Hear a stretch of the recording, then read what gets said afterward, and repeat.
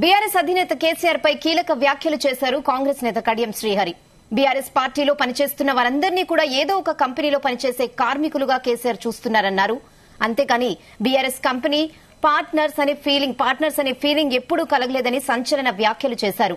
తమకెన్నడూ పార్టీలో ownership రాలేదన్నారు. Ownership లేని పార్టీలో మనసు పెట్టి పనిచేయడం కష్టమవుతుందన్నారు.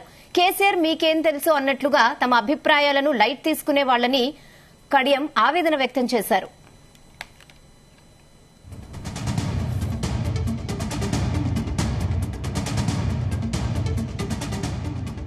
ఇదే విషయంపై మరిన్ని అప్డేట్స్ నరేందర్ అందిస్తారు. నరేందర్, రైట్ రేనా, బీఆర్ఎస్ పార్టీ నుంచి ఈ మధ్య కాలంలో బయటకు వచ్చినటువంటి పలువురు ఎమ్మెల్యేలు ఎంపీలు మనం చూస్తున్నాం. దీంట్లో ప్రధానంగా బీఆర్ఎస్ పార్టీలో దాన నాగేందర్ ఎమ్మెల్యే వెలిసి, దాని తర్వాత కడియం శ్రీహరి తో పాటు అదేవిధంగా తెల్ల వెంకట్రావు వీళ్ళందరూ కూడా బయటకు వచ్చినటువంటి సందర్భం. అయితే ఈ తెల్ల వెంకట్రావు గాని దాన నాగేందర్ గాని పెద్దగా కేసీఆర్ మీద గానీ వాళ్ళ కుటుంబ సభ్యుల మీద గానీ ఎవరు ఆరోపణ చేయలేదు.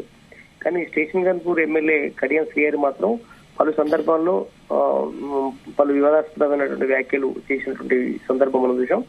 బట్ నిన్న మాత్రం ఒక సంచలనమైనటువంటి కామెంట్ బీఆర్ఎస్ పార్టీని కానీ అదేవిధంగా కేసీఆర్ ని ఉద్దేశించి మాట్లాడినటువంటి సందర్భం. ఎందుకంటే కేసీఆర్ ఎప్పుడు కూడా వాళ్ళ స్వార్థం కోసం లేదంటే ఆ పార్టీకి ఎప్పుడు ఓనర్ గా వాళ్ళు మాత్రమే ఉండాలని కోరుకుంటున్నారు తప్ప అలా పనిచేసేటువంటి ఎవరైతే లీడర్లు ఉంటారో ఎంపీలు ఎమ్మెల్యేలు మిగతా జెండా పట్టుకొని మొదటి నుంచి ఉన్న వాళ్ళందరూ కూడా ఒక కార్మికులు లాగానే చూస్తున్నారే తప్ప ఎవరిని కూడా ఒక ఓనర్ మాదిరిగా ఓనర్షిప్ ఇచ్చే విషయంలో మాత్రం ఎప్పుడు కూడా అట్లాంటి ఉద్దేశం ఆ పార్టీకి లేదు. కనుక నేను అక్కడ ఉన్నంత కాలం కూడా మనసు పెట్టి పనిచేయడం నా వల్ల కాలేదని కూడా ఆయన కడియం శ్రీహరి చెప్పారు. ఎందుకంటే ఆయనతో పాటు వాళ్ళ కూతురు కూడా రీసెంట్ గా ఎంపీ టికెట్ ఇవ్వడానికి మొగ్గు చూపారు. బట్ ఇచ్చిన నేపథ్యంలో వాళ్ళ కూతురుతో లెటర్ రాయించేసి ఆయనే ఇక్కడ ఉండడం తమకు ఇష్టం లేదు, ఇప్పటికే లిక్కర్ స్కామ్ కావచ్చు లేదంటే ఫోన్ ట్యాపింగ్ వ్యవహారం కావచ్చు, పార్టీ నుంచి ఒక్కొక్కరు వెళ్తుండడం కావచ్చు, ఇవన్నీ కూడా తమకు బాగా ఇబ్బందికర పరిస్థితి ఉంది. కనుక మేము పోటీ చేయదలుచుకోవట్లేదంటూ అవి మాట్లాడింది. దాని తర్వాత లెటర్ కూడా రిలీజ్ చేసింది. దాదాపు కడియం శ్రీహరి కూడా ఇదే విషయాన్ని చెప్తూ పలు ఆసక్తికరమైనటువంటి వ్యాఖ్యలు కూడా ఆనాడు కూడా చేయడం జరిగింది. ఆ పార్టీలో ఉండడం కష్టం, మనడం కష్టం, ఆ పార్టీ మునిగిపోయే పడవ, బట్ అందుకనే వెళ్లిపోతున్నారు, ఇట్లా చాలా రకాలైనటువంటి వ్యాఖ్యలు చేసుకుంటూ వచ్చారు.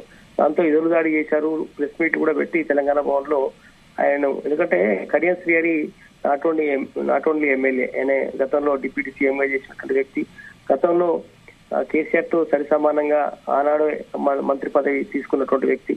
ఎందుకంటే చంద్రబాబు కంటే ముందు ఎన్టీఆర్ దగ్గర నుంచి కూడా వీళ్ళు ఉన్నది. కనుక ఆయన మీద ఎక్కువ టార్గెట్ చేసి తెలంగాణ లీడర్లు ఎవరైతే ఉన్నారో ఉన్న వాళ్ళందరూ కూడా వాళ్ళతో మాట్లాడించే ప్రయత్నం చేశారు. ఎంత చెప్పటి కూడా ఆయన పార్టీ మారడానికి ఇంట్రెస్ట్ చూపించారు. కనుక వెళ్ళిపోతున్న సమయంలో సైలెంట్ గా ఉన్నా కూడా కొంతవరకు వీళ్ళు ఊపుకునేవాళ్ళు. కానీ వెళ్ళినప్పటి నుంచి కూడా ఏదో సందర్భంలో ఆయన కాంగ్రెస్ పార్టీ కండవ కప్పుకోవడం, గెలిచి 3 నెలలు కూడా కాలేదు. అలాంటి టైంలోనే ఎదురుదాడి చేస్తున్న ఒక పక్క అయితే రీసెంట్ గా ఈ ఓనర్లు గాము ఎప్పటికి కూడా కార్మికులు కానీ మిగిలిపోవాల్సిన పరిస్థితి ఉంటుంది. బీఆర్ఎస్ పార్టీలో పనిచేస్తున్న వారందరినీ ఏదో ఒక కంపెనీలో పనిచేసే కార్మికులు కానీ చూస్తున్నారు తప్ప అందరికీ పార్ట్నర్స్ అనే ఫీలింగ్ పార్టీలో లేదు. తమకెన్నడూ ఆ పార్టీలో ఓనర్షిప్ వచ్చే అవకాశం ఏం లేదు. ఓనర్షిప్ లేని పార్టీలో మనసు పెట్టి పనిచేయడం ఎట్లా అవుతుంది?